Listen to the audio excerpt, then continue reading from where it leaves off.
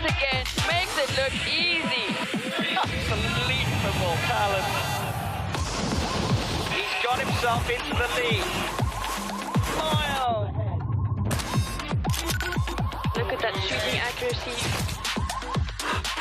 He's going to cross the line as a deserving World Cup final champion.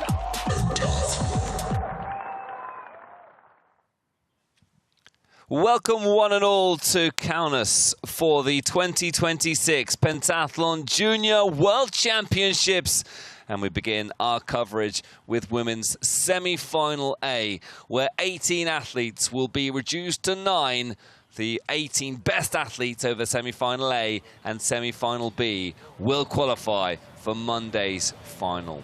Warm conditions here, but not too warm like we saw in the World Cup final in Budapest a few weeks ago. 18 degrees Celsius with pretty much no wind in the air. I would say arguably perfect conditions for modern pentathlon as we build up to our first live commentary of the event here in Kaunas. Let's remind ourselves of how modern pentathlon works. It is, of course, one sport with 5 very exciting disciplines.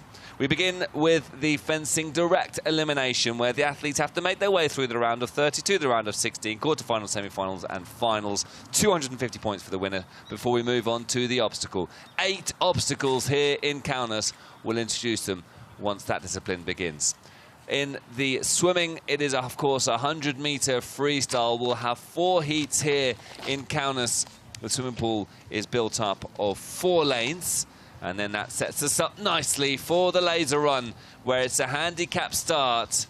The athlete with the most points will begin, heading straight to the shooting range, where they have to hit 5 targets before progressing out of the range. It's 5 laps of the 600-meter course. The first 9 over the finish line will qualify for the final. We have 18 athletes in semi-final A, and we will, of course, half that number at the end of this semi-final. So that sets things up nicely. We will add a little bit more context to the competition as we begin. But of course, Kaunas hosted the Senior World Championships a year ago and now hands its arena to the juniors. Although half of them already racing with the seniors, and we know exactly how good they are. We have an Olympic finalist, a plethora of talent, including World Cup medalists, a wave of teenagers stepping up for the first time, but all chasing the same line in a sport, of course, that has been remade by the obstacle course and a championship where junior is only a number. Well, as always, we're lucky enough to be joined by one of the most experienced athletes that there is on the senior circuit. A warm welcome to local Elżbieta Adamatidze. Elza, welcome back to the commentary box. It's been a couple of years since we've done this together. Hey, James. It's been 2 years, and I'm so excited to comment this beautiful venue and this beautiful competition in Kaunas. The Junior World Championships here. It's amazing. It really is. And, I mean, listen, historically, this has been a stepping stone for a lot of athletes, but very, very talented athletes on display here as Lucia Munoz Garcia makes her way out onto the stage. I think this is a real opportunity for some of these younger athletes, not just to make a name for themselves in a big competition, but a chance to mix it with some really experienced athletes out there. Yes, some of them have been on this big stage and some of them just starting out, so it's good. It's a good way to start. Martina Ruskauskaite is next out onto the piste, and Kaunas has hosted quite a few competitions. The European Under-19 Championships last year were, of course, held here as well. Our next athlete out, Wakana Uchiyama from Japan, makes her way out onto the piste and has posted a few final positions, including a 16th place at the Under-19 World Championships last year. Hanna Jakabuska is next out onto the field of play. Jakabuska was a silver medalist at the Under-19 World Championships, career best finish, pushing Farida Khalil right up until the end. A really impressive performance by her. Ambroset Carla from Italy, our next athlete out. Josephine Unterberger, talented German athlete, making her way towards the piste. And we introduce the athletes one by one, folks, to give them their moment in the spotlight ahead of the start of the fencing direct elimination Josephine Unterberger, a gold medalist at the 2023 Junior World Championships in Druskininska, first champion of the 5-discipline era. Really impressive. After her was Lucy Klavachkova, the most experienced athlete in this field, of course, an Olympian. And then Charlotte Keister makes her way out onto the piste. Another one of these talented German athletes, a bronze medalist at the Under-17 World Championships in 2024. Zora Zeman, the future of Hungarian pentathlon looks good. Orsolya Varga, another very good Hungarian athlete, making her way out onto the piste. Chloe Johnson of Great Britain came 16th at the Junior World Championships in Székesfehérvár in 2025. Has also been mixing it amongst the seniors on the World Cup circuit this year. Samira Abzulova, talented young athlete who was a silver medalist in the 2026 Under-19 Asian Championships. This is Mathilde Deval from France, actually a very, very fierce fencer. And Meyer Vivienne from Switzerland, also a tough cookie to beat. So these athletes are getting ready to fence, and everyone is nervous and get so excited also. This part of the preparation is actually very, very nice to, before the fencing, to stand there and get your emotions up there for the fencing. Colleen Flavin, who really had a breakthrough in the junior circuit and made that step up to the seniors seem fairly flawless. Colleen Flavin, a bronze medalist at the World Cup final in Budapest, and came 6th at the World Cup final in Alexandria. She's had some really good results over the years. Zaina Amur leads the pack, sprinting out onto the piste, looks in good spirits. Her best result of the season coming in Cairo, her home event, the first World Cup of the 2026 season. That was, of course, in the seniors, but now it's all about the juniors. The 2026 Junior World Championships continues here in Kaunas with women's semi-final A. These are your 18 stars. And we get ready now to begin the action, starting with fencing direct elimination. Now, we have the round of 32, where we're going to have Rutkauskaite and Uchiyama taking on each other, Jakabuska and Garcia Munoz taking on each other. If you're... Now, this is what's great about fencing direct elimination. If you're in that round of 32, you can still win the fencing event here in the semi-finals, which is, I think, is a significant thing. The seeding round scores don't count for anything at this point other than just giving you a slight advantage in the priority rules. Yes, so the priority is important, but you can still make your way up to the top one position and get your 250 points. So this is the most exciting part now, that you can actually work your way up and make yourself another chance to get those big points. Yep, 250 points are there and ready to be taken by the winner. 244 for second, but we're away off those finals. The athletes all have to progress through their various routes. The winner of Uchiyama and Rutkauskaite will face the highest ranked fencer, Zaina Amur from Egypt, who has 22 touches from the seeding round. That will be a psychological advantage for her. So piste A at the top of your screen, piste B at the bottom of your screen.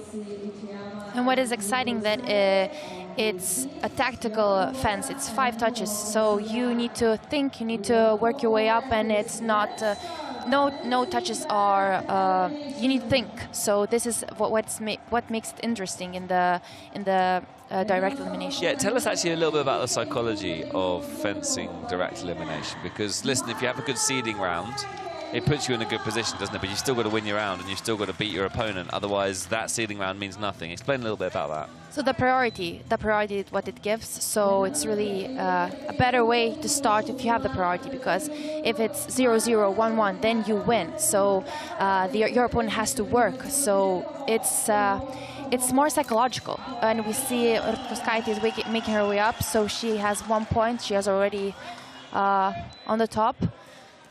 But Uchiyama has the priority. So she needs to work her way up to get the points equal.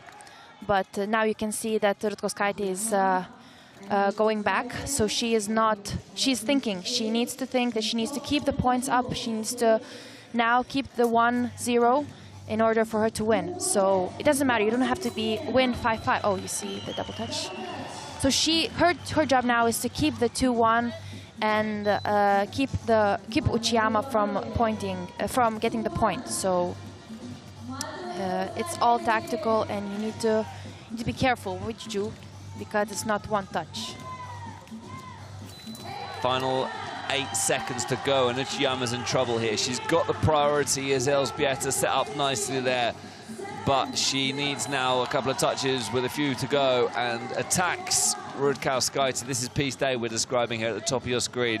4-1 the score, as Garcia and Jakubowska have yet to get underway. And this is going to be a straightforward victory for Rutkauskaitė, who, in front of her home crowd, moves through to the round of 16, where Zaina Amur awaits. So good result that from Rutkauskaitė, who overcomes one opponent, but it does not get any easier. The highest ranked fencer, Zaina Amur, awaits in the final. As you can see, Garcia doesn't have the priority, so she is the one that's on the attack, and Jakubowska is going backwards. But now Garcia is with 1 point, so Jakubowska has to work her way up if she wants to get that point. We see Garcia getting the second point, and she has now made her way up. Garcia's flying. Jakubowska now with work to do. And we're seeing the higher-ranked seeded fencers struggling in these opening rounds. Jakubowska hits back, though, needed that. And actually now just 1 point away from leveling the score against Garcia. Meanwhile, on piste A, the highest-ranked fencer with 22 touches from the seeding round. Zaina Amur steps onto the piste. Rutkauskaitė, with that victory over Uchiyama, will look to build momentum here. Can she upset the highest ranked fencer? Zaina Amur was, of course, a top 11 finish earlier this year in Cairo. It's 20 seconds to go, and Garcia has the 3rd point, so she is winning now. So some interesting dynamics unfolding in front of us. 3 apiece then on piece B. No touch yet so far on piece A. Zaina Amur, who struggles with her nerves sometimes, is off to a flying start here. Gets the first touch against Rutkauskaitė. Garcia moves into the lead against Jakubowska. It's all happening here in the opening stages. We're still on the round of 32 on piece B. We're into the round of 16 on piece A. Amur. Well, we can see 4-4 on piece B. 7 seconds left. So we'll focus on piece B then in the final few seconds. Next touch wins. Jakubowska can afford to click on. Oh my goodness me, Garcia gets that touch. With 3.6 to go, Garcia upsets the odds and will move into the round of 16, where another Egyptian athlete waits. Garcia versus El Guindi, but let's check back in on piece A. Rutkauskaitė and Amur. Amur just unhappy about something with her epi, straightening it out. And explain a little bit about that. I mean, for those new to the sport, the straightening of the epi, you've got to try and keep it as straight as possible. It cannot be too bendy. Yes, it cannot be too bendy, and then you can ask your opponent to make it. It has the rules. It has to be a certain amount of bend. If it's too much, you need to straighten it up because it goes against the rules. So if your opponent is not happy, you can ask the referee to check your bend, and then you need to fix it. So it's important for the rules. Zaina Amur straightens her epi, but has a firm grip on this round of 16 tie. Rutkauskaitė defeating Uchiyama in the previous round, but Zaina Amur now Now she needs what to do is to keep the score. Maybe a double touch would help her to win, or Koskaite. Final few seconds. Rutkaskaite keeps it interesting, but she's going to need 2 touches with 6.8 to go. Garcia Alguindi is level on piece B, but we stick with piece A. Final few seconds. Zaina Amur in charge here and gets that decisive touch.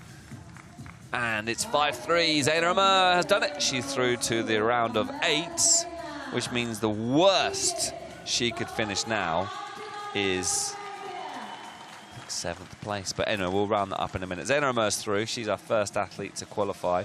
Being the higher seeded athlete does have its advantage, doesn't it? Because you carry a little bit of momentum through with you. So now she's through to the round of 8. Yes. The worst that she can finish is, I think, pretty much guarantees her 5th place now, doesn't it? Not sure.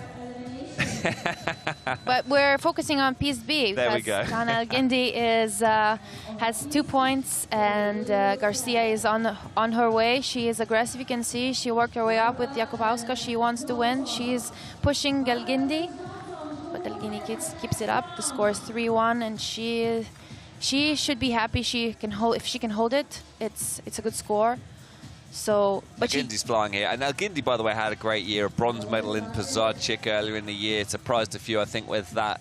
Just purely based on the fact that she's, you know, one of the young and up-and-coming athletes, but has done so well to get herself up to senior standard. Varga versus Johnson on piece A.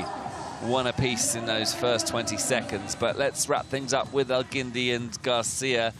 And I think this is looking pretty good for Ghana Alguindi. Bronze medalist, as mentioned, in Pazarchik. And under-19 World Championships, 4th place to her name as well. Oh, you can see Garcia with the touch, so 4-3. Depi got stuck in her mask. That doesn't usually happen a lot. So. Varga versus Johnson, by the way, is ticking along on piece A. We've focused a lot on piece B here, but Varga versus Johnson, 2 apiece. Chloe Johnson has the advantage with the priority, but not much in it. Final few seconds to go. Oh, Ghana Alguindi just about gets over the line with Garcia, who did level things in those final few seconds, but Algindi's through. So Alguindi joins Amur, her Egyptian teammate, in the quarterfinals. Meanwhile, Varga's moved into a 3-2 lead over Johnson, who levels the score with 6.3 to go. Tight battle this. We've seen some really good tight matches in this first few stages here. Yeah, and you think 6 seconds is not a lot, but actually it's a lot of time for your opponent to get the point. So even if you think that 6 is not a lot, every second counts. And even as you can see, Chloe Johnson then does get that decisive touch, and 5-3 in the end over Varga. Big win out there for Johnson, and that puts her in the quarterfinals against Amur. Another tough tie for her. We'll see how that one unfolds. So Alguindi will face the winner of Abzalova and Zeman. So these opening stages, you don't really see too much action in the first 10 seconds, I don't think, do you? well, it depends on your opponent, and it depends on the fight and on the style of your fence. So if you are more if you wait more and you wait for your opponent, then it's different. But if you're more of you like attacking, then you're gonna push, and it depends on the priority. As we can see, the priority here shows on which side the opponents are. For example, Zeman Zora she doesn't have the priority, so she's pushing Abzalova. She wants to win. She needs to get those extra points because 0-0, 1-1, the equal points. Then the priority the athlete that has the priority will win. So. On piece A, we are looking at Klavachkova and Meyer. These are 2 strong fencers, so this is a tough fight for both of them. Meyer has the priority, but Lucy's pushing. You can see Meyer has scored 1 point. So actually, it's sometimes good to have the priority because you feel safe, but if you get too relaxed, then you can easily quickly lose the fight. So it's a lot of psychology in the direct elimination.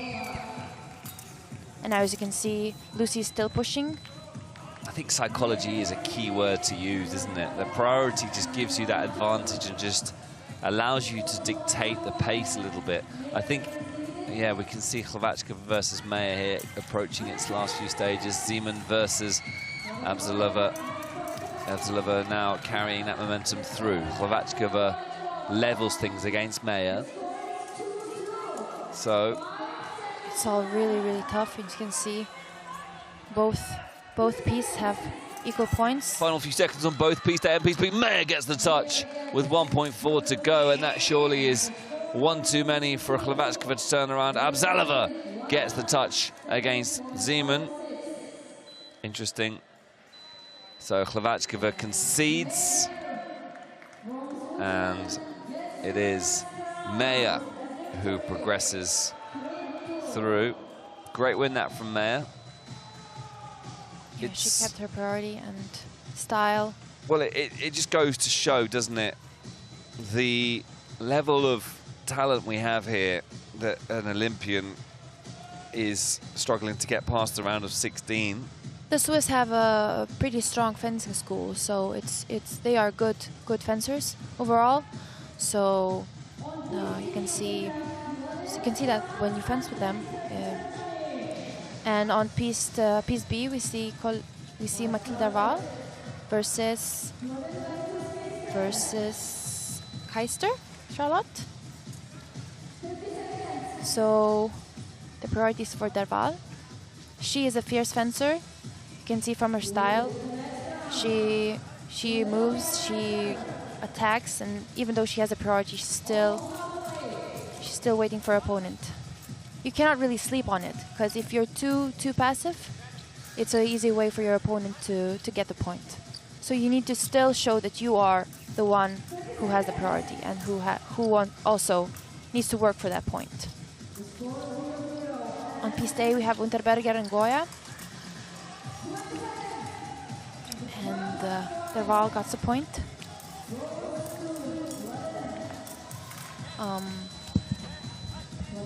Unterberger now, she's pushing Goya to the back, and as you can see, all of these fights, the one who has the priority, they push, they want to get that extra point because time is ticking and every point counts. So into the final 20 seconds of Unterberger, Goya we go. Goya finds the touch to equal the scores, final 20. Meanwhile, on Piste B, we're approaching the business end. Final 5 seconds. Derval gets the crucial touch and moves it into a 3-0 advantage. This is a place where you want to be. 3-0 is it's comfortable, isn't it? Final few seconds, and Keister, I think, got the touch there, but it's going to be too little, too late. Meanwhile, interesting last few moments here between Unterberger and Goya. 3.4 to go. Goya needs a touch here. So Goya will go all-out attack, and as a result, leaves herself open to the counter-attack. Unterberger moves into a 3-1 lead.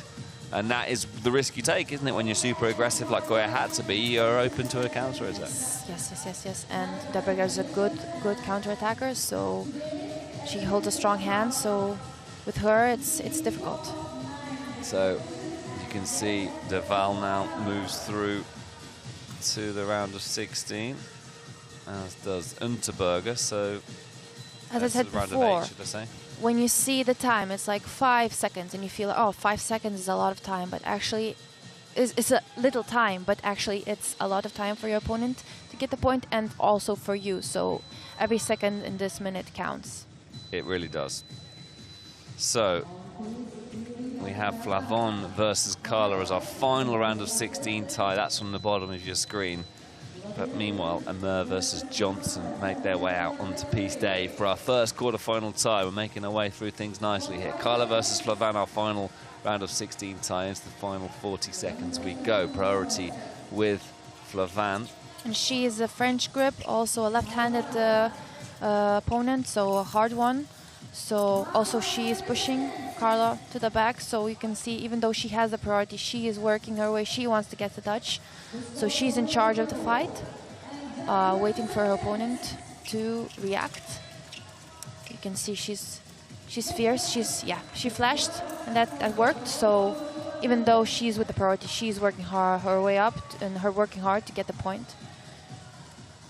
She's a good fencer. Also always hard to fence French grip, left-handed.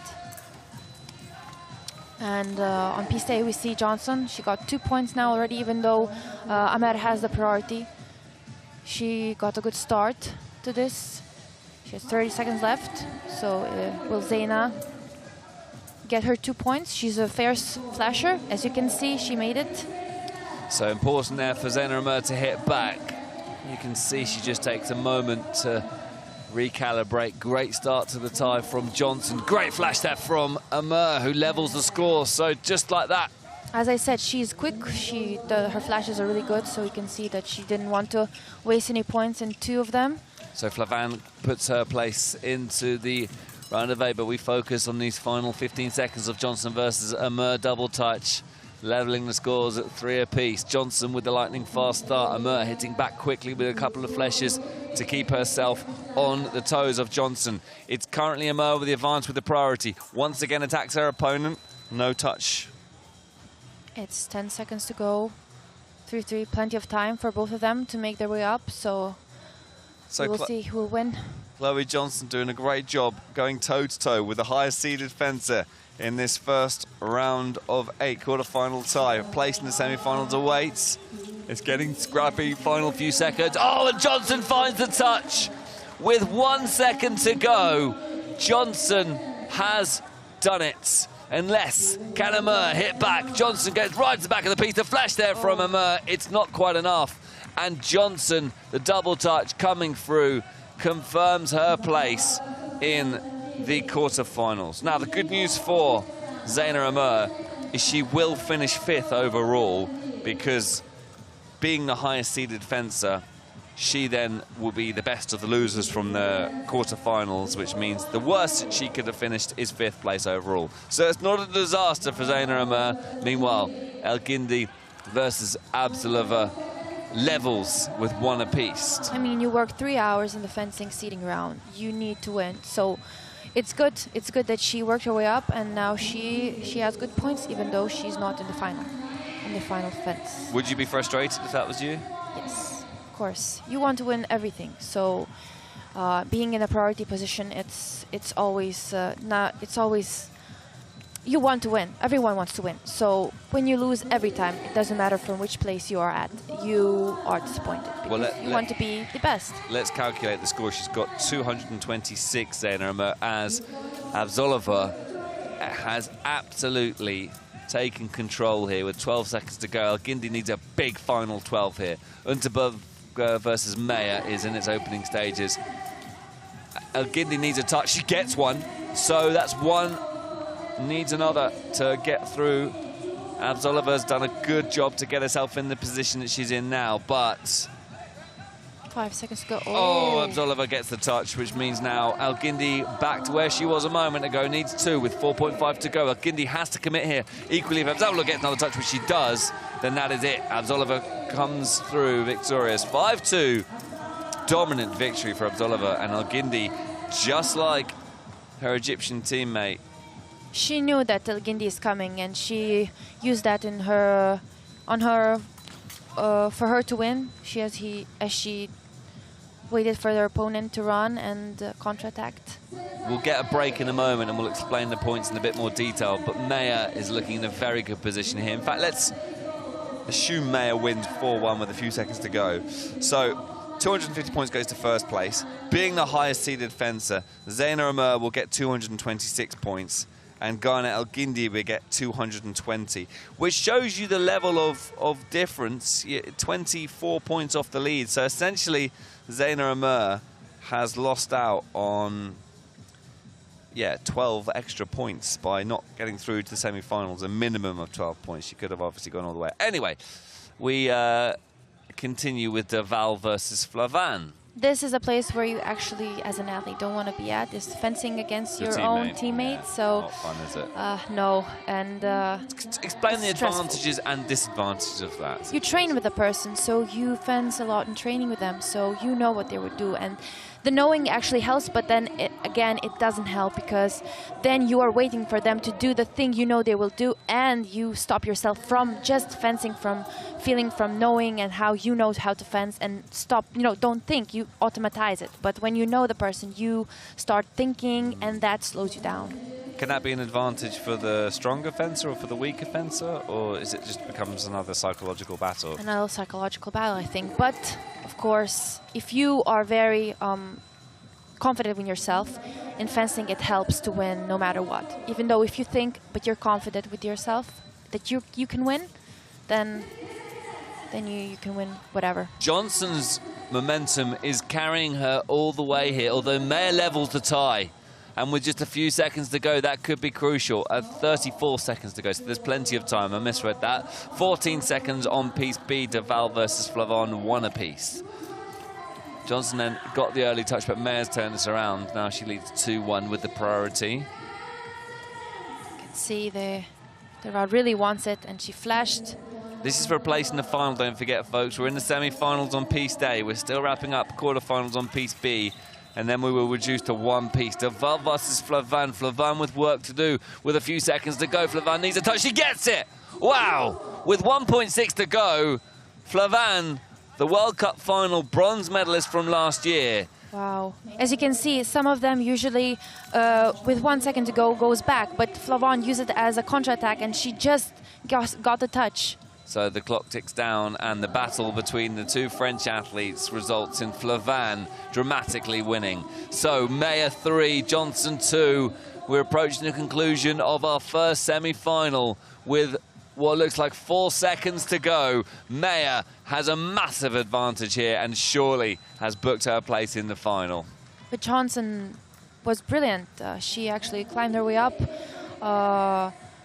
Many, like 2 fights. She won 2 fights, so this is good for her. So she got these very good points for qualifying to the final, and every fight, every point matters. So she did a good job. She really did. So great job there from Johnson. Meyer, though, is through to the final. Who will she meet? We'll find out in a moment's time, folks. 2 pieces becomes 1. And that is the route to the final for Meyer, who defeated Unterberger in the round of 8. Klavachkova in the round of 16. It's not been easy, this, for Meyer. She's had to beat some quite challenging athletes along the way. But as I said, she's a good fencer. The Swiss are strong opponents, so you can see that in her fencing. And today she did her job. She certainly did. Who will she meet in the final? We'll find out in a moment's time as Flavon makes her way onto the piece, having just beaten Deval, her previous opponent in the quarterfinals. Abzalova fresh off that victory over the second highest ranked fencer, Garnel Gindi, a bronze medalist from Basarchik, the second World Cup of the 2026 World Cup senior season. This is the Junior World Championships, and the athletes are just getting themselves ready. Abzalova just with a quick hair check. Yeah, the judge stopped her because her hair was blocking the name, and it's dangerous. The hair can get caught up on the epi. Well, we saw an epi getting stuck in the helmet of Garnel Gindi earlier, didn't we? That's why they check the mask. The mask cannot have any open areas. So if there is an open area, you need to use glue to glue it, because these things you think it doesn't matter actually, but if your mask is not good, not checked, then you can actually hit your face and injure yourself, and it's not funny. Abzalova versus Flavon. Our final semi-final, the winner will face Meyer in the final.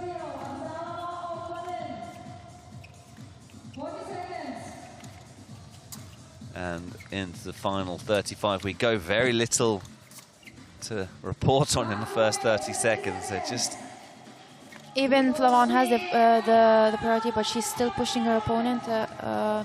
Zalava is waiting for that. You can see she is waiting for her opponent's aggressive happy. from Flavon, maybe unnecessarily so with the priority. It's backfired. Absolova gets the first touch, and it's now down to Flavon to try and find a way. A little element of panic perhaps creaking in, but it doesn't affect her for long, because now she's got an even bigger task ahead of her. Absolova doubles her advantage, 2-0. Flavon needs to change things here, because there's now only 12 seconds to go, and Flavon needs 2 touches without reply. And Absolova is one of the talking points of this Can see she used. unbelievable performance from Absolova.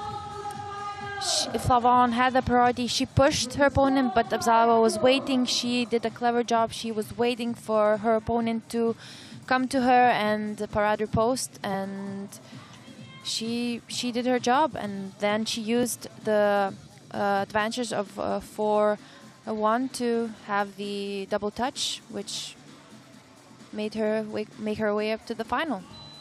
So there we go, folks. Your final two, Meyer versus Absolova. Meyer coming through against Hlavackova, against Unterberger, against Johnson to get her place in the final. Absolova defeating Zaman, defeating Elgindi. Now Then we will see. defeating Flavon, and here is the final. We will see the tactics, so I'm interested in what will Absolova do, what will Meyer do, because both of them are clever fencers. So, will Absolova push Meyer, or will Meyer the one who's leading the fight? Here we go then, folks. Final of fencing direct elimination. 250 points up for grabs for the winner. Second place takes 244. How big a psychological difference is that drop off in 6 points if you come first or second? It's not that much. It depends, of course, who you're fencing with. Both these athletes are happy right now, aren't they? I think so, yes. Both athletes leave the piste happy. I think so, yes. You're in the final, so you're just a few points away from the best score, so. But equally, to win fencing direct elimination in itself is like a little mini trophy. I almost feel like there should be a little trophy for the winner, actually. You can see Meyer got the point. So, final 13 seconds to go. Meyer now is looking in a good position. Absolova needs to hit back and hit back fast. Clock ticking quickly. Final 5 seconds. Absolova needs a touch now, otherwise it's Meyer that's going to win. Oh, she was clever. She waited for her opponent to come, parry post, and she got the second point. And that is that, folks. 2.3 to go. Absolova would need 3, and Meyer gets the third touch for good measure. You can see the support staff in the background appreciative, because this has been brilliant from Meyer. Make no mistake about it. Vivian Meyer has progressed through the field. She was the 5th fencer from the seeding round, but she wins fencing direct elimination with 250 points added to her score. And you would feel quite confident at this point that this is going to be a good day for you. Top 9 is all she needs. And at this point, get through obstacles safely, and you're coasting, really, aren't you? Yes. She will be happy about her result, and as I said, the Swiss fencers are strong. The 250 points. She's a good obstacle racer, so I think this is her path to glory. Just to recap, you see she defeated Johnson in the semi-finals. She defeated Unterberger in the quarter-finals. And in the round of 16, it was Hlavackova in the final, eventually beating Absolova. And there you can see the scores, 250 points, and confirmation that Amur and Elgindi drop into 5th and 6th place. But that's fine for them. They've just got to get inside the top 9. It's not about winning. It's not about, you know, getting 1st, 2nd, or 3rd. It's all about Teresa Goya in 9th place and who can catch or overtake Goya as things stand, that final qualification spot in what we affectionately nicknamed the battle for 9th place. Women's semi-final A starting to take shape, but one discipline down. Still 4 to go, and a lot can change. Historically, we have seen dramatic changes, and I'm sure she won't mind me mentioning this, but Elodie Clouvel starting laser on with a 30-second lead in 1st place, finishing in 10th place historically in Ankara in the World Cup previously. things can change, folks. But then, of course, she went on to win an Olympic silver medal. I'm sure she won't mind that being mentioned either. Let's watch back the replays.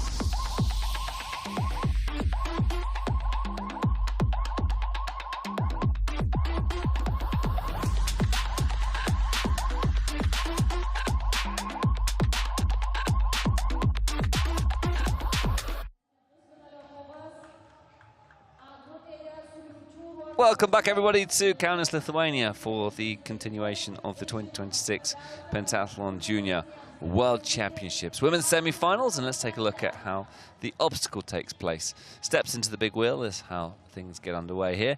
Then we move into the tilting ladders, where upper body strength is really tested, but at junior level. These athletes have been competing in obstacle for a while, before the seniors, in fact, and a lot of these athletes are fantastic. In terms of getting themselves a little bit ahead of the seniors with that extra year of competing. So this obstacle draw, I think, is one of the hardest obstacle combinations you can have. It's the flying hoops and the swinging globes we have here. So actually, I believe this is one of the most tough combinations you can have, and for the semi-final, it's going to be hard for the athletes to have a clear round, because this combination is a hard one to get through. So it's the steps, the big wheel, the tilting ladders, over, under, through, flying hoops, giant steps, swinging globes, and the finish wall. Now, actually, I remember back to the Junior World Championships in 2023 in Družbeninsky, when we put a GoPro on New Elżbieta, and actually that was my first real experience of seeing obstacle live. And obviously since then you've been competing at senior level for a couple of years now with the obstacle discipline. Would you feel that the gap is closing between the younger athletes and the senior athletes now? Because of course the juniors having that extra bit of time to compete. Yes, I agree, and I remember that in these 2 years ago, the results, there were a lot of eliminations, a lot of falls, and the more we go, the more less people fall. And yep, there's lots that's changed. Right, first up, it is Heat 1, Uchiyama versus Jakubowska. Uchiyama in A, Jakubowska in B. Making their way over the tilting ladders.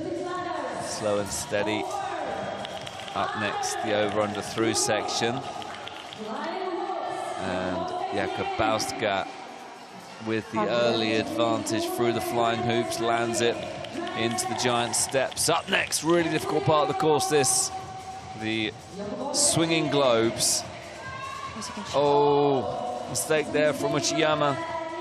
You need momentum on this obstacle, because if you lose the speed, it's all strength. And so Jakubowska lands it up the finish wall, and it's a 47.81, and Uchiyama eliminated.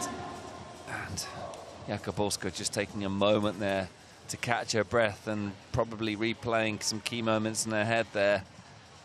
She saved herself. You can see she lost momentum, and it's good that she kept herself up on the obstacles, but it was tough. You can see she used all of her energy, but she finished, and she has the score, and she's still in the competition for the final.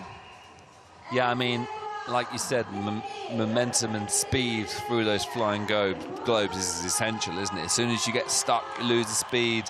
It's all strength and the grip, and your hands are sweaty, so it's easy to fall. Yep. Okay, Heat 2 now. Munoz and Rutkauskaitė Rukaskaitė, Lithuanian athlete.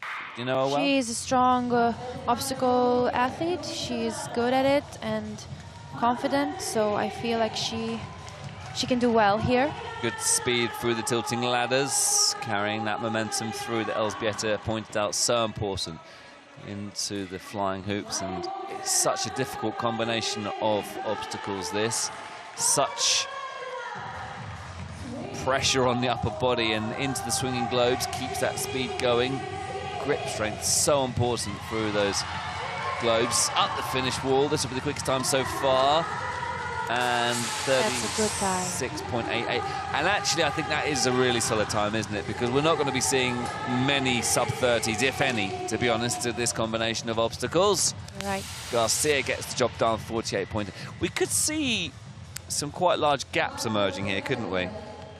In obstacles, it always happens, but when the combinations are difficult, the gaps become bigger because some girls do very, very fast techniques and others do the slower ones. And mistakes here can easily be made, so a lot of falls and hopefully not a lot of falls, but it's hard. This is difficult. It really is. Not only the strength part, but also if you're nervous. And we can see Lucy here. She's an amazing obstacle racer. So I'm excited to see how she does. Karla versus Hlavackova, Heat 3. An Olympian in Junior World Championships. Away we go. Hlavackova with a time on paper of 31. Good pace through the tilting ladders. Karla with a mistake. So we'll focus now on Hlavackova as Karla tries to catch up. Hlavackova into the flying hoops, keeping that momentum going. Not overdoing it. I think it's important to manage your body through this stage of the competition. Hlavackova, though, having to make her way back from a bit further down into the globes. Oh, she's lost it. So that could be critical for Hlavackova, who has a great laser run, but needed things to go her way. And she's lost that pace for the globes. And if Hlavackova can fall, anyone can. Lands it. I think it's damage limitation up the finish wall, and 43. But still, you can see the professional side of her, that she did not panic. She did it again, and she did it without mistake, and she finished. So the most important part for her, that she has the points, and she still can make it to the final. I would love to see the body language, because I wonder if it's going to be a face of disappointment. Karla, not happy either. Neither of those athletes look particularly happy, of course not, because the mistakes were made.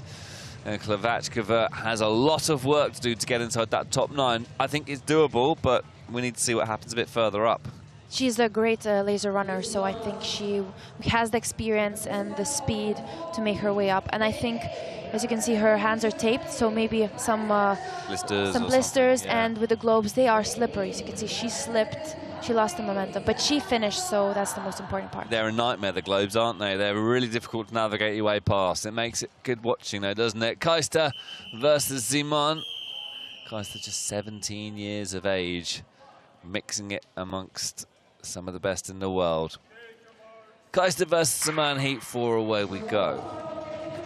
So, into the tilting ladders, and a good technique that from Kaista, swings her way through those tilting ladders to keep that speed through the over-under through. She is fast. Oh, this is so quick. And confident. This is looking like the quickest time so far, isn't it? The 17-year-old German athlete is looking very, very fast out there and onto the globes. Can she keep that speed going? It's looking very good from Kaista, who's looking to try and push her place into that top 9. Lands it. This is looking very quick. Finish wall. Oh, loses a bit of time and gets the buzzer. It's a 34. And actually, Simon with a strong finish as well. 2 good times. You can see only 17 years old, but so good, so confident.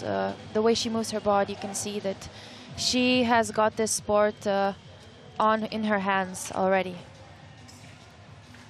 That's good technique, and you can see the way she moves her body. It's good. One of the things I love about the Junior World Championships is you get a little bit of a heads up as to who some of the stars of the future are going to be. Charlotte Kaister of Germany, I feel, is a name we're going to see over and over again in the coming years of modern pentathlon. Up next then, Varga versus Goya. Both of these athletes are strong obstacle racers, but Varga is one of the best. Yep. She is fast. She is. I think Varga could well be the fastest time of the day if it all goes her way. Let's see how her speed carries through those tilting ladders. maybe loses a second, but we'll put that behind her. That's a fast technique. And yep, and good pace through the flying hoops. Nicely done. Steps up into the globe. Skip jump past, to the second one. Yeah, the first globe. Good technique, that. This could be the quickest time of the day. Doesn't lose time on the finish wall. She doesn't. Wow, that's fast. Well, we knew it was going to be quick. 31.1, and that, I think, is the time to beat for everyone. Goya being made to look slow simply by the speed of Varga, but she has lost a little bit of time here. As you can see, most of the athletes jumped to first, third, or first, second globe, and Varga did the second and fourth, so this is a faster technique. And we can see that Goya is struggling here. She's taking every globe, which takes so much energy, so much strength. You need so much grip, and if your hands are slipping, you're out. So Goya eliminated. Varga with the quickest time of the day. A tale of two different results. Varga moves up into first place. Goya and Uchiyama, the two athletes eliminated so far. Let's just take a little look back then at some of Varga's final moments of that run. That was, of course, heat 5 of 9. We have just 4 heats to go. And up next will be Josephine Unterberger and Mathilde Val. Mathilde Val, another quick athlete to keep your eye on from France. Both of them are strong obstacle racers, but Mathilde is one of the best ones also. Both 21 years of age. And off we go. Good pace that from De Val, sprinting into the big wheel, and clear advantage over the tilting ladders and in through the over-under section through into the flying hoops. Yes, she is fast. But this is where the course starts to slow down a bit. The flying hoops, the giant steps, and then of course these ominous globes. But you can see De Val losing a little bit of time here. Just needs to get through at this point, slowly and steady. Unterberger coming back strong. Really good technique from Unterberger, and De Val slips, and it looked like it was going the wrong way there for De Val. That's disappointment for her. Unterberger just clambering up the finish wall and hits the buzzer at 45 seconds. It's a shame for De Val because it was such good speed, wasn't it? Yes, and as you can see, some techniques you can be really good at, and one obstacle is not your strong suit, and you can finish the competition just because one obstacle is not your strong. So De Val was comfortably inside that top 9, and if you're Lucy Klavachkova, for example, who still managed a time of around 40 to 45 seconds, the window is opening for Lucy Klavachkova to get inside that top 9. We'll see how the live scores are affected later, but there you can see De Val struggling, and Unterberger. And you can see maybe even if you have a very fast obstacle time, but the combination is a combination that is very hard, and you're not maybe the best at it, you can actually get an elimination, even though you're a good obstacle racer. This is an interesting heat. Heat 7, Elgindi and Amur, both very, very good obstacle athletes, both senior athletes, and both stars, not just of the future, but of the present. Amur and Elgindi are underway, and I think they'll go at a fairly similar pace, by the way. Both teammates. Amur's technique through the tilting ladders is one that every athlete should study. It's so quick. She loses very little time. Just takes a moment to recalibrate as she plans her attack through the hoops. Now into the globes, and Amur, I think, is considered by a lot to be one of the fastest. Oh, a slip there from Elgindi. Amur up the finish wall, and that is lightning fast from Zaina Amur. 29.45, the best time of the day so far. Elgindi now with damage limitation. She can still qualify, needs to get through this. Elgindi up the finish wall, good recovery, and clambers over to the buzzer. 46, and Zaina picks up her teammate. And let's see, Elgindi's still comfortably in the top 9. She needs to recover from that and move on, because it doesn't really affect things too much for her. Zaina Amur moves into first place with a big lead. I think that's Zaina Amur in the final now. I mean, even though you can see that she skipped the second. the second flying hoop, and we talked about there's going to be no sub-30, and Amer did the sub-30. So I think she's one of the strongest obstacle racers here, and you can see from her techniques on every obstacle, she's doing the fastest technique a girl can do. Johnson and Flavan in heat 8. Johnson, 19 years of age. Flavan, 20 years of age. Both very quick obstacle athletes. How are we going to get on with this heat? Good start that from Johnson. Johnson quite active on social media with her obstacle journey. But Flavan moves into the early lead into the flying hoops. Great technique through the hoops there from Johnson. You can see makes up quite a bit of time. Brilliant. Lands it, just loses half a second on the landing. Into the globes we go. This has been the part of the course that has caught out quite a few athletes. Not the case for either Johnson or Flavan. This is quick from both of them. And there we go. Both of them posting a time of around 33 seconds. And that will move them into second and third place. And at the speed of Amer, just shows you how good that run was, because she is still up in first place. Both of them skipped the first globe, and you can see they jumped to the second one, and it actually, as you can see, the different techniques the girls do, and it makes such a difference. And from one moment you can be first, and the second you're eliminated. So the globes are dangerous, but we can see that both of these girls were so close, and the techniques were similar, and they did a great job. Final obstacle heats to come. Samira Abzolova versus the winner of fencing direct elimination, Vivian Mayer, Uzbekistan and Switzerland. And away we go. And I think Mayer could be quite a lot quicker than Abzolova here, and Mayer does move into a good lead. Great technique through the flying hoops. Excellent stuff. Right, this is looking quick from Mayer. Just needs to safely get through the globes because she doesn't need to push too hard. This is brilliant from Mayer. One of the fastest times of the day. Hits the buzzer. That's brilliant. Mayer with a 31.5 will keep her spot on first place. Abzolova not too bad, by the way.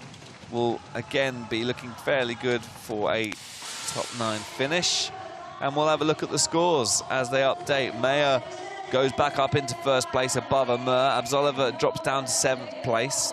Plavachkova, importantly, despite that mistake, is still within 20 seconds of 9th place. That could be one to keep us entertained in that battle for 9th place. Of course, the laser run is still a little bit of time away because we have 4 swimming heats to bring you.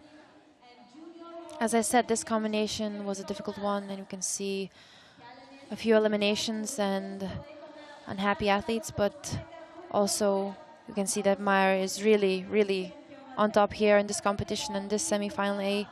She is on fire, and actually I think she's very happy. I think so too. And let's take a look at the standings. And there you go. Mayer has a 14-second advantage over Amer. Flavon 3 seconds further back. Johnson in the top 4. Varga and Keister in 5th and 6th place. As you can see, the obstacles can easily climb make your way up on this course. And Abzolova in 7th place, Simon in 8th, Rukatskaiti in 9th place. Is all about that battle for the top 9. Up next is swimming in our penultimate discipline.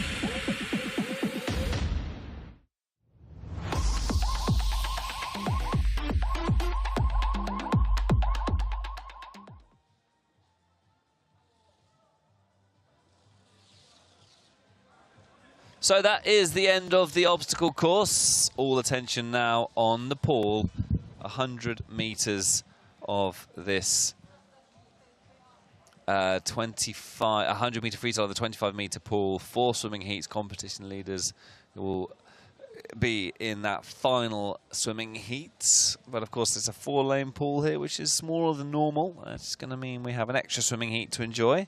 It's a small, cute pool in the Sports University of Kaunas. And it's going to be fast. It's a 25-meter pool. Now, is it fair? Would it be fair to say, Elżbieta, that swimming is a part of this sport that maybe perhaps you don't enjoy as much as other parts? Because listen, athletes have their strengths in areas where they excel, and then they also have their areas which maybe they don't enjoy as much. We're going to come back to you on that, actually, and I'm going to ask you to answer that question in a moment, because we have Martina Rutkauskaite giving us her thoughts in the build-up to swimming. So usually the transition between the obstacles and swimming is really, really fast. We have only 5 minutes, and it's really not enough for us, especially for women, to get prepared for our swimming race, because we have to put on our racing suits, and it takes so much time. But we handle this. But usually what I do before the swimming, I just don't like to listen any music, anything, because I feel so relaxed after the obstacles, because in the obstacles, I always feel so scared. So before swimming, I'm just relaxed, like enjoying swimming, because as you know, like the water heals. So I really like swimming, and there's like nothing special what I do before the swimming. So it's really hard physically after the obstacles before swimming, because you feel like so tight. Your muscles are really tired. You feel exhausted. And then you know that you have to swim, and it's like a sprint, so you just need to go like fully, like all sprint, and it's just really, really hard. But thank God now it's just 100 meters and not 200, so it doesn't demand like so much power. Really good stuff that from Martina Rutkauskaite, setting up swimming nicely there and talking about how she can prepare herself for the swimming discipline. Let's hear now from British athlete Chloe Johnson and her thoughts ahead of swimming. The OCR is good for warming up your upper body, but we do quite a lot of kind of jumps and stuff to get going, ready to dive like really quick off the block. And then lots of band work as well. It's just about keeping the momentum going really, and not hitting a low. Okay, the transition for me is probably more mentally difficult, because the OCR comes with quite a lot of adrenaline and like lots of nerves, and then you kind of finish the OCR, and often it's easy to have a bit of a crash. So trying to keep that high and keep going on through the swim is the difficult bit. That's an interesting perspective out there from Chloe Johnson, just sort of hearing how you can't relax heading into the swimming. You've got to make sure you keep that adrenaline, and you keep yourself on your toes, because yeah, a bit of a crash. And also I liked the term from Martina Rutkauskaite when she spoke about the water heals part? The water heals, yeah.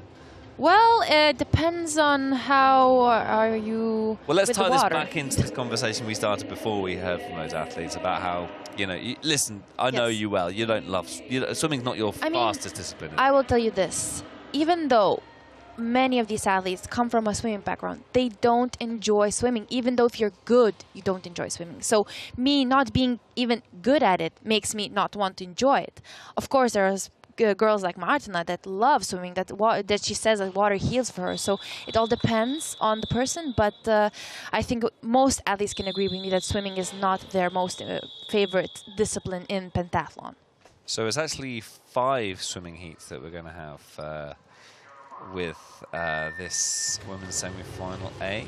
This is heat 1, and I think these are athletes really that are going to struggle to make an impact on that top 9, aren't they? Because there's a few eliminations knocking about at this point of the competition, isn't there? As you can see, Mathilde is not even starting in the race, as she fell from the obstacle, and all of these girls were eliminated. So I know for some athletes it's a way of collecting experience. For some, maybe they struggle mentally, or they talk with their coach maybe not to start in the competition to complete it, because 0 points from obstacle, there's no way you can make yourself in the final. So I mean, listen, if you're injured, of course, you've got to protect yourself. But, yeah, you can never understand what's going through an athlete's mind because, of course, you know, it's an individual experience out there, isn't it? So. And it's actually really hard to recover from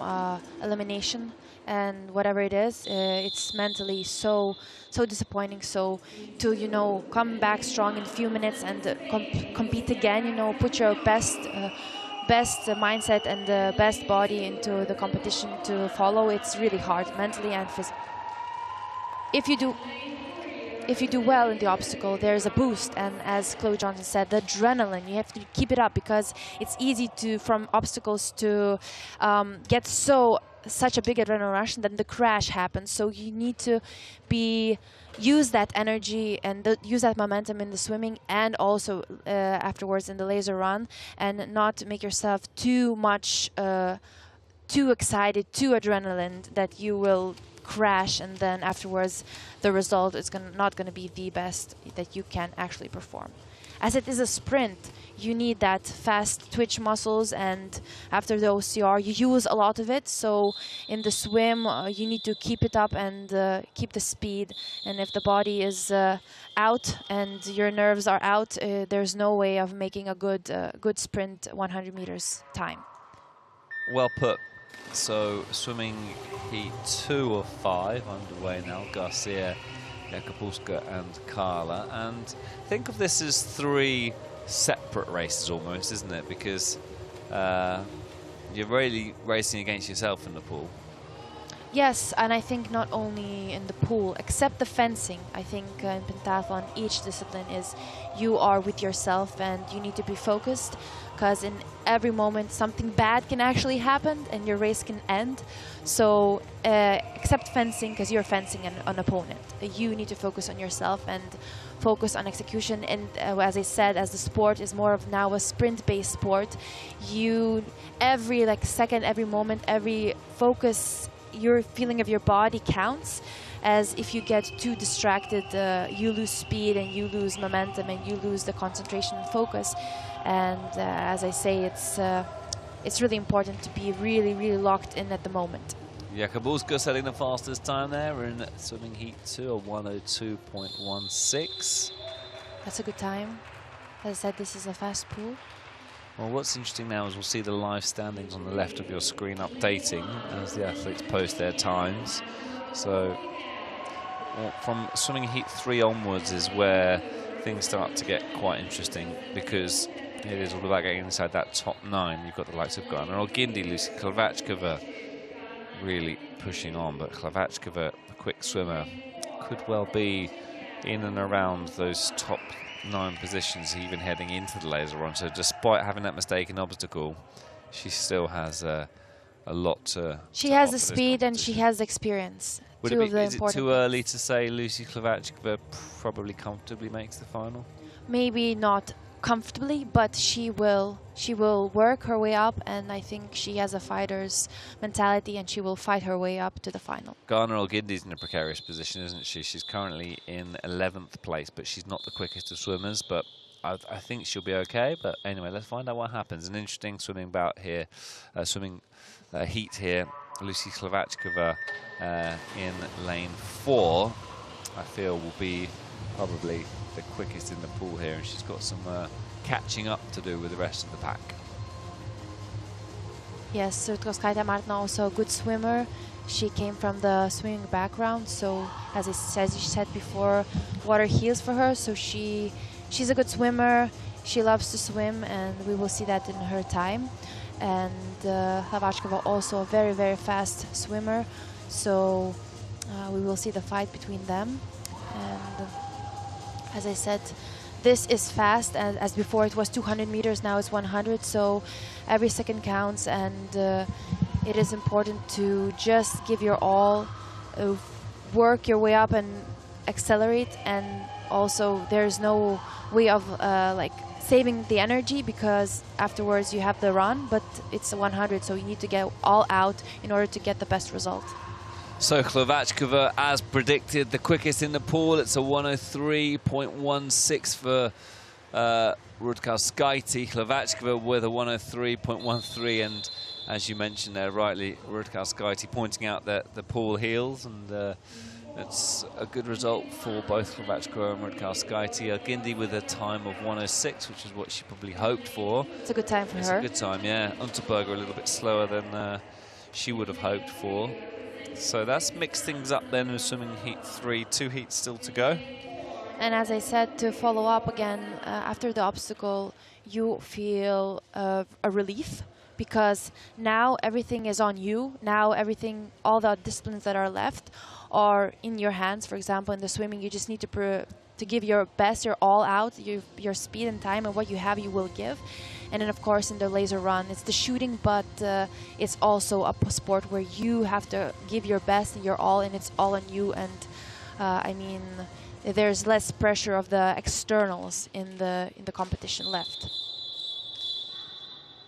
So we're making our way through now into heat 4, and this is where it's a case of hanging on to your position, because you're inside that top 9, you don't want to slip out. We'll see the live scores in a moment's time, and it is currently Rudkauskaite and Klavachkova who are the biggest threat for the top 9 positions. Gindi not too far off as well. Then there's a bit of a drop off for the chasing pack. I feel those 3 are the ones that could really make the battle for 9th place interesting. Varga, Keister, Abzalova and Zeman in the pool.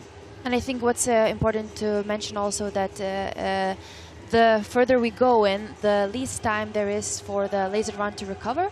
So, for example, if you're in heat number 3, you have more time after you swim to get the lactate out of your body. So for you, the run can be much easier to give out more and be faster than, for example, if you're in the last heat, because you have less time to recover and less time till the laser run starts. So sometimes, even though you are maybe in the heat number 4 or the heat before, you can actually have more energy and more power left. So there you can see the times for the penultimate swimming heat. Zeman and Varga around the 103 mark. Abzalova and Keister a little bit slower. How's that going to upset the rankings now? Keep your eyes on Rudkauskaite and Klavachkova as those scores drop in live. We have one more heat to go, and as I'm expecting in the sport, actually you can see that the times now are much closer than before. When it was 200 meters, the times were more separated, and now, as you can see, the 100 meters for some athletes it's easier, and for some of course not, but mostly the most of the athletes say that it's much easier to produce a faster time. So I think the times now are much closer, and it gets even sharper. The race gets even more exciting. So let's take a look then at the final heats. Meyer, Ammer, Flavon and Johnson. And this will, you feel, be an advantage to the athletes in heats 1 and 2 because they've got more time to prepare themselves. And in fact, people starting to make their way out to the start of the laser run course to try to get themselves warmed up for shooting. But here we go then. This is the final swimming heat. The athletes pull side and are ready to go. Off we go then. So Meyer, Ammer, Flavon and Johnson all battling. Johnson's quick in the pool. She should be the fastest. But there you can see the scores. And yeah, I think as things stand, it is going to be Gindi, Klavachkova, and Rudkauskaite's moved up a few places actually. So yeah, it's going to be an interesting laser run, let's just say, because Klavachkova, the worst she can start is 10th place. Gindi not too far off as well. So it could be some good runners battling, but things will mix up, make no doubt about it. There's the pressure of shooting as well, and anybody can drop out if they don't shoot well. So final few moments then of this final swimming heat, heat 5. Meyer is on fire actually. Johnson's in second, so she is first. She's giving her all, and I think even though you can start too fast, but you can start too slow. So if you start fast and you can finish fast, it's the best position to be at. So Meyer won the heat, and Johnson came second. But I think these times are good, and before the laser run, it will. Maybe they use a tactic to swim not 100% because they are in the last heat, and in order they know that they are in a comfortable position before the laser run, not to get the lactic too high, and have some legs, have some energy left in your tank to finish a good laser run and focus on the shooting. Because if you overdo it in the 100 swim after the obstacles, you can easily fail in the shooting range just because your body is crashing after all of this sprint and fast twitch muscle usage. So maybe it's tactics, maybe it's just how much they have left in the tank. Lot to consider for these athletes. It is, of course, one sport, 5 disciplines in this women's semi-final A. They've already been through qualifications to get here. And there you can see the standings after the final swimming heat completed. Meyer, Johnson, Amur, Flavon, Varga and Zamon separated by some gap, actually. Meyer with a massive lead in first place, is as good as into the final with such a really, really good start to the semi-final. This is where things get interesting. Kaiser in 9th place has a 6-second advantage over Hlavackova, who herself has a 6-second advantage over Elgindi. Then it's a 13-second drop-off between Elgindi and Jakuboska in 11th and 12th place. The best of the rest, Unterberger possibly still in with a chance, as will Garcia. Then things get difficult for Carla. Goya, Uchiyama and Daval Daval, of course, didn't even start swimming, so those are the best of the rest. That's it, folks, in terms of where we needed to get to with the handicap. Up next is the laser run.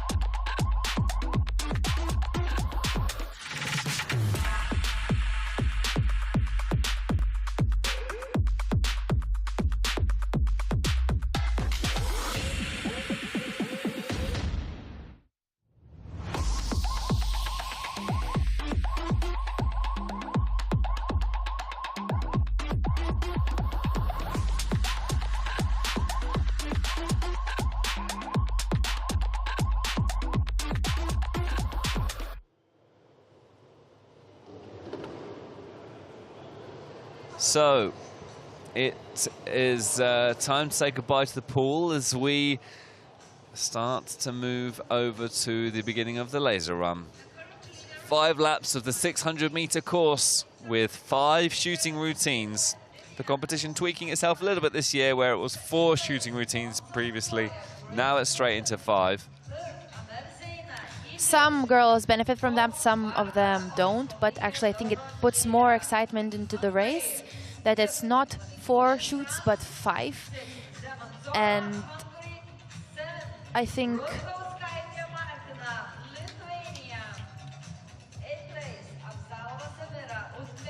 so we can see the girls already warming up after the swimming in the shooting range. There's not a lot of time to warm up, so maybe a couple of shoots before they start. So this moment is the most important thing, is to just calm your nerves, know the technique you're doing, focus on your target, and just execute what you can do. So the nerves are high up, so the most important thing you can do is just to calm your nervous system, calm your body, and your body knows what to do. So let that work and just keep yourself confident, comfortable, and have your own routine that will help you to execute the best race that you can execute. And all of these girls are nervous because all of them want to go into the final. And the ones that can manage their nerves and manage their confidence and focus are the ones who gonna get into the final and will fight for the top places in the Junior World Championship final. It's an interesting Junior World Championships, this, isn't it? Because you could be forgiven for looking at the entry list and thinking, oh, this is just Senior World Championships with some of the talent that's on display here.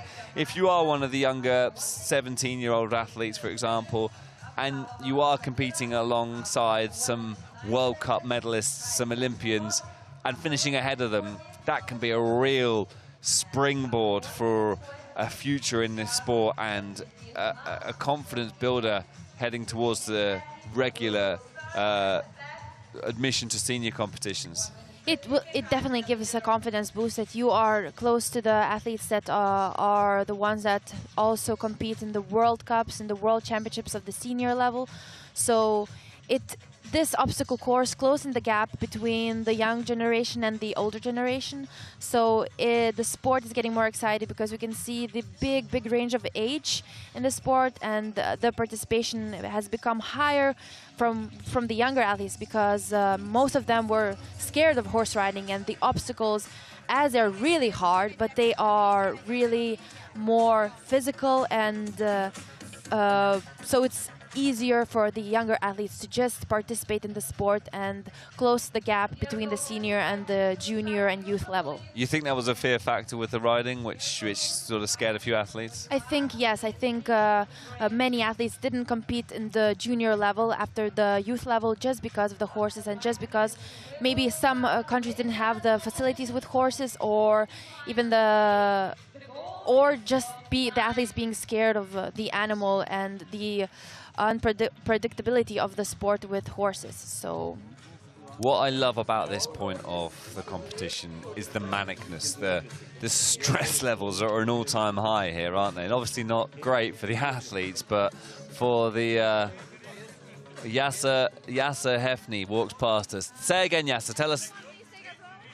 He says that the groups made the race. The globes made the race interesting. That's Yasser Hefny, Egyptian coach, shouting a little bit of and feedback. Also, what's important to see here and interesting to see that the communication between the coaches and the athletes is these few words before the competitions for the coaches and the athletes can be, for the athletes from the coaches, can be critical, as the coaches just want to calm their athletes and want to say the most important things that will make your athlete feel confident and ready to race. So the relation between and the dynamic between the coach and the athlete is very, very important. You can see as these athletes communicate with their coaches, and the coaches tell the last words before the race. It's one of the most important parts of the race and before the laser run is the few words that you can hear from your coach, and just calming yourself before the start. So the calm before the storm, the athletes and the coaches now just going through those final rituals. Final few strides, final few shots, and just final few words before the race starts and before we know who is going into the final in the Junior World Championships here in Kaunas. The sun is beautiful, the weather is not too hot. I think the weather conditions are perfect for this race, no wind. So I think this is going to be an exciting race. Few minutes left, and yeah, nothing more you can do actually, just to mentally prepare for what's about to come. The first shoot, the 500-600 meters. The course is pretty flat, it's concrete, so I think it's going to be fast. And we will see in a few minutes who will go to the final on Monday.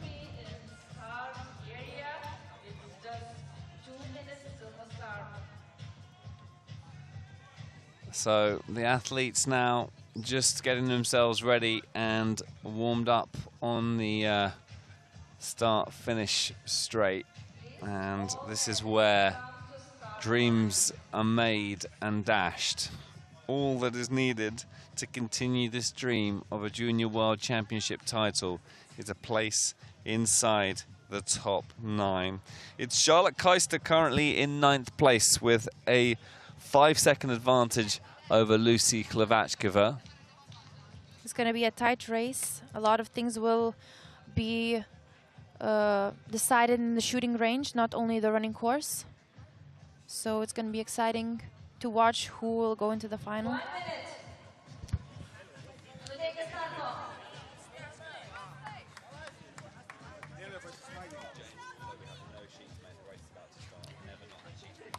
So Meyer Vivian will start first with a 30-second, almost a 30-second gap between the second place. So she is comfortable. And on the second place, Chloe Johnson, 28-second handicap. In third, Amar Zeina, 32 seconds handicap. So the race will start from the second, third, and fourth position. These handicaps are pretty close, and so we see that Meyer Vivian is pretty comfortable in first, but then the others are pretty close next to each other, so it's going to be interesting to watch what happens in the shooting range. Well, one of the biggest gaps you will see at the start of a laser run. Vivian Meyer from Switzerland has had a fantastic day so far, and she leads the pack with a near 30-second advantage. It's 28 seconds that she has over Chloe Johnson in second place. So for Meyer, it's all to lose, really, because I think she is comfortably, she can afford to lose 10, 15 seconds a lap and still be in that top 9. Her advantage over 9th place is vast. Away goes Johnson in second place. Amar, Varga, Flavon, and yep, this is that's a good shoot for her. 11-second shoot. Meyer is out in the range. Well, that's just what the confidence of such a big gap gives you, doesn't it? You arrive at the range very relaxed, very. It depends on the athlete, actually. It's true. It can be lonely out there in front, can't it? But sometimes it's pressure. Sometimes extra pressure that you are first, and the others are catching you. Chloe Johnson is out of the range.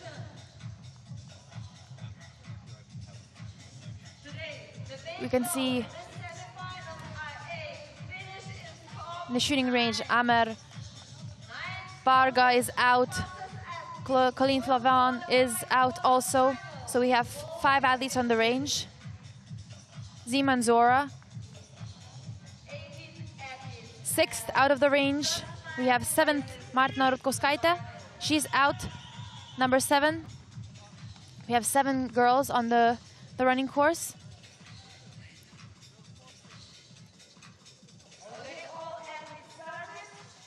8th position, it's Kaiser Charlotte, Elgindi Ghana 9th. So top 9 is, the 9th position goes to Elgindi, Ghana Elgindi. Klabachkova is 10th. so race leader Vivian Meyer makes her way towards the start-finish line for the first time. First lap done, job well done. She has a big gap.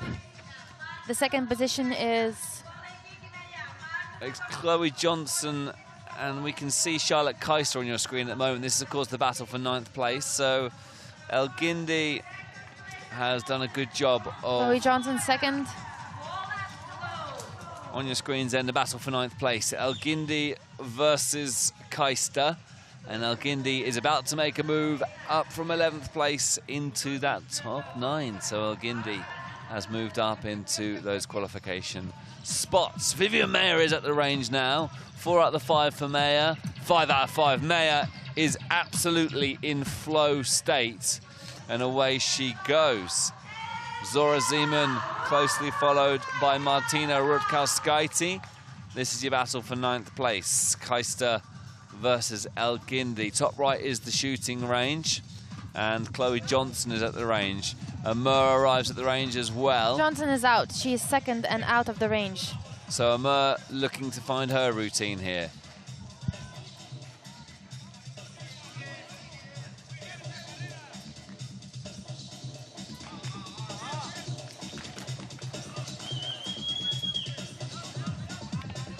So Varga is out, Amar is out, Flavin is out. So we have top 5 out of the range. The 6th and the 7th. So Martina is 6th out of the range. 7th is Zeman Zora. We see now the fight for 8th position. So So this is the battle for the top 9. Hlavackova is now dropping down to 10th place. What about She Unterberg? is on to 9th now already. She overtook Keister, so she's top 9. This is where things could get complicated, by the way, because 12th to 18th have a little bit of a handicap, so we'll cross that bridge if we need to. Keister has dropped outside of the top 10, so you can see Hlavackova now putting a bit of pressure on Alguindi. That's the battle for 9th. It's currently Hlavackova in 9th place, but Keister is closing that gap, and a little bit further back, Unterberg is starting to put a bit of pressure on.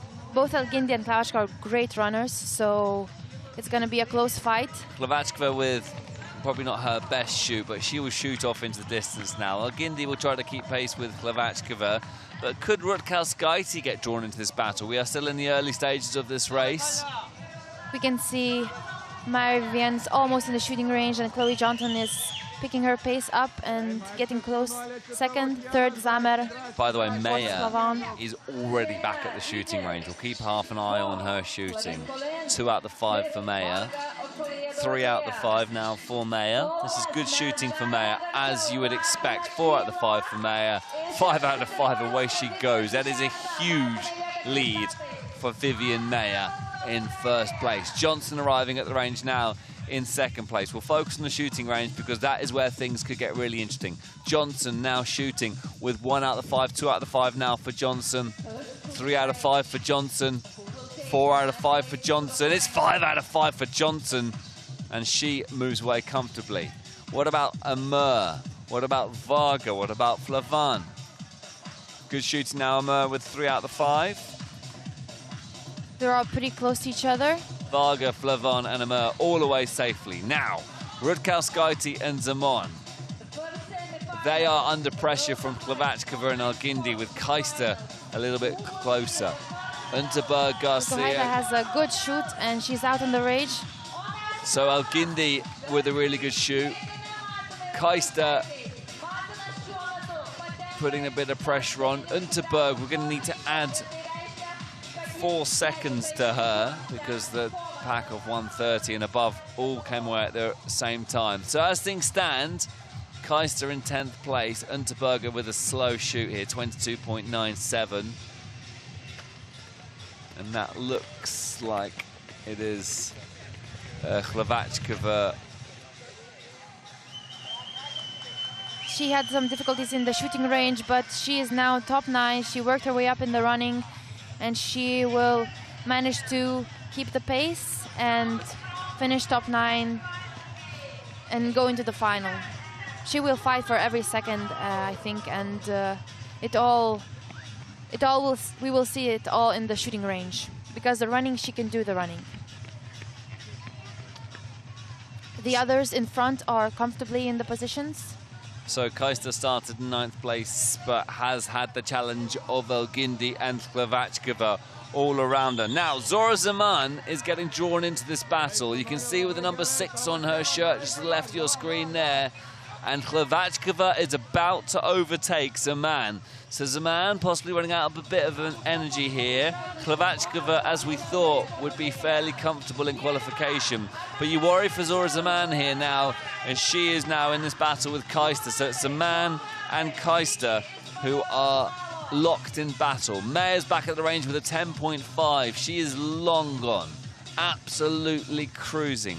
Chloe Johnson of Great Britain arriving at the range. She's been shooting very well. Makes her first target. You can see the live times top left. Johnson, 3 out of the 5. Good shooting. She's 20 seconds behind Maya, starting 28 behind her. She's closed that gap a little bit. 7.5. Brilliant shooting that from Johnson. Amur, Flavon and Varga all at the range.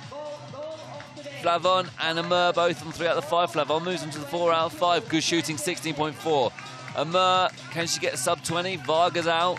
Amur struggling with the 5th shot. Alguindi with a 6.26. And that moves her up into the top 5. Rutkauskaite. So the pressure building for those a bit further up, because Hlavackkova's shooting well. Keister and Zaman, this is your battle for 9th place right here. Unterberg could bring herself back into good shooting from Zaman. Keister with a 14.5. So it becomes now a battle between Keister and Zaman for those top 9 positions on the third shooting routine. You can see that the pressure here is building up as in the shooting range. Most of the girls are running as fast as they can, but the shooting range defies who is going to get the top 9 position. And you can see it's the battle of the Germans and the Hungarians. It's pretty close. The girls that are in front, they are comfortably in front, but the top 9 position is up for grabs. Hlavačkova is top 8, Kaiser is 9th, but she has 2 girls chasing her. The final shooting range for Vivienne. Yeah, final lap, 4 shoots down, 1 to go. Vivienne Mayer is approaching the shooting range for one last time. She's been in absolute dominating control. Johnson's still over 20 seconds behind her. And they're just coasting really now, those front 3. Although a little bit of pressure further back. Zena Amer's been running well. Followed through by Varga, Elgindi, Hlavačkova and Rutkauskaite, the chasing pack. And then this battle for 9th place, which is between Rutkauskaite and Kaiser. It's going to be determined in the shooting range and who has the most gas left in the tank and the most focus. So Vivienne is out of the shooting range. She's comfortably in the final. Zora Simon has lost quite a lot of pace, by the way, and she's being chased down by Josephine Unterberger, but we're going to have to add 4 seconds onto Unterberger's score, so she has to finish 4 seconds ahead. Back at the range, Mayer's safe, Johnson's safe, Lavon, Amer, Varga, Elgindi, Hlavačkova, all at the range at the same time. Who gets out first in this pack? Elgindi with another good shoot. Lavon with a 19.11. Better from Amer. Varga with a good time. Hlavačkova's away.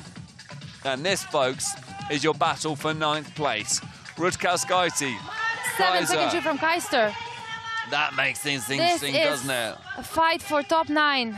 So this is what it all comes down to, folks. This is where who has the most gas left in the tank. So is it... I think Rutkauskaite is 9th, so she... yeah, I think they're fairly safe because Unterberger is has a away. 4-second gap to overtake them. So Rutkauskaite in 9th place is looking pretty safe. The only person that can change that, starting in 13th place, is Unterberger, but there is a 4-second advantage that she would need to finish above the chasing pack. So Martina Rutkauskaite looked pretty safe. In fact, the top 9 are all coasting. Zena Amer's mother is watching on from the sidelines nervously, but she doesn't need to be because Amer is comfortably in the middle of that pack.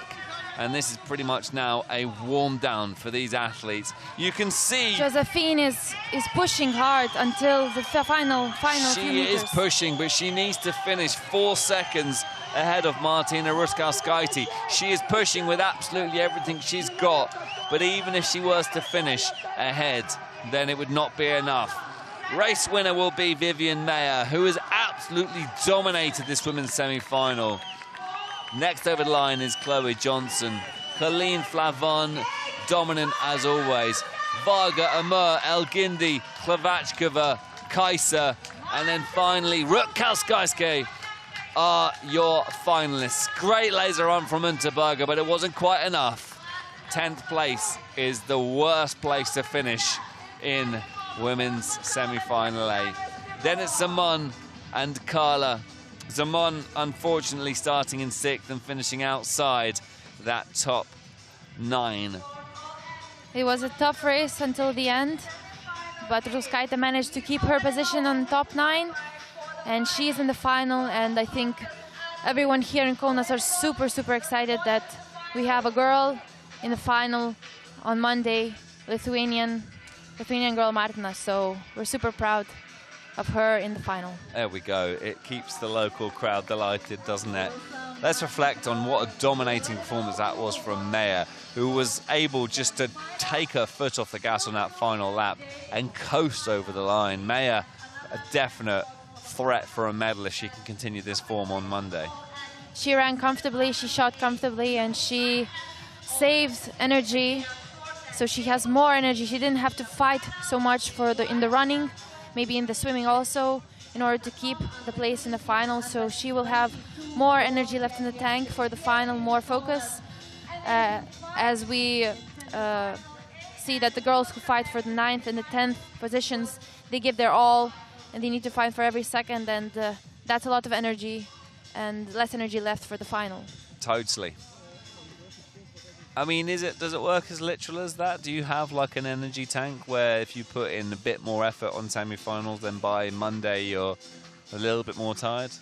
I think, yeah, the human body is, of course, it has its battery reserves, and if you push too much, of course, it's going to be harder to recover, and less energy, less focus for the final and for the days after. So it's every second, every moment counts. Every effort counts. Martina Rutkowskaite just about squeezing into those qualification positions. Her coach is happy about the final position. He's congratulating her. Get into that top 9 is all that's really needed, isn't it? Actually, yes. And the results now don't really matter. It matters just the position, the top 9. And now everything, what you have left for the final is the most important part. It's a big relief for some girls, and for some girls, some moments of disappointment, but this is the sport. It's 5 disciplines, and every moment can be a victory, every moment can be a failure. But the most important part is to keep showing up, keep going, and even though you're 10th, it's still a good result to continue for the motivation on the upcoming competitions. And these girls have a future in the senior level, so even though if you don't make the final in the Junior World Championship, you still have time and a place in the senior level. So it's all experience, and all of these girls are collecting the experience for the upcoming big championships and the World Cups in the future. So it's a win-win. It is interesting, isn't it, that a lot of these athletes will be competing in the Senior World Championships soon. Yes. It's not too far off, is it? As the athletes will then fly to China, probably not too far off in the next couple of weeks to... Firstly, the European Senior Championships in Istanbul, and then the World Championships in China in the end of August. So it was an exciting race, and exciting to see Lithuanian athletes in the final for the home crowd. I think it gives the boost for the athlete. Of course, some pressure, but also a boost in order to give your all and finish your all in the final. It was an exciting race, and as some coaches said that the globes made it more interesting. Yeah, yes, I have. It actually did. And saying let's mix things up a bit, isn't it? Until you cross the finish line of the laser run, the race hasn't finished yet, so you need to push until the ending of the race, and every second, as we saw, counts. Just waiting for the final results to come in. As you see the Lithuanian team celebrating. Already taking Martina. pictures. There's the official classifications then. Mayer, Johnson, Flavon, Amur, Varga and Elgindi safely through to Monday's final.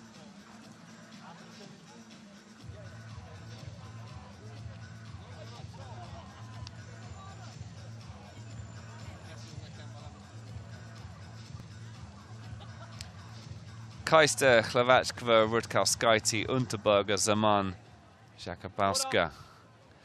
Zaman and Unterberger missing out. But those are your next 6 athletes, and these are the 6 that missed out. So that concludes women's semi-final A. We will conclude women's semi-finals with women's semi-final B a little bit later this afternoon. Thanks for tuning in. We'll see you very soon for semi-final B.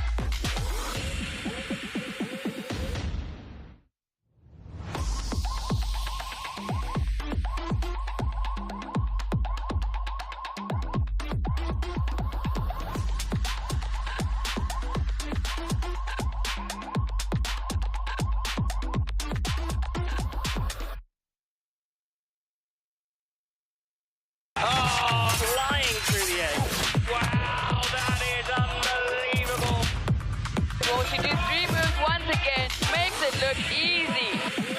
Unbelievable talent. He's got himself into the lead. Smile. Look at that shooting accuracy. He's going to cross the line as a deserving world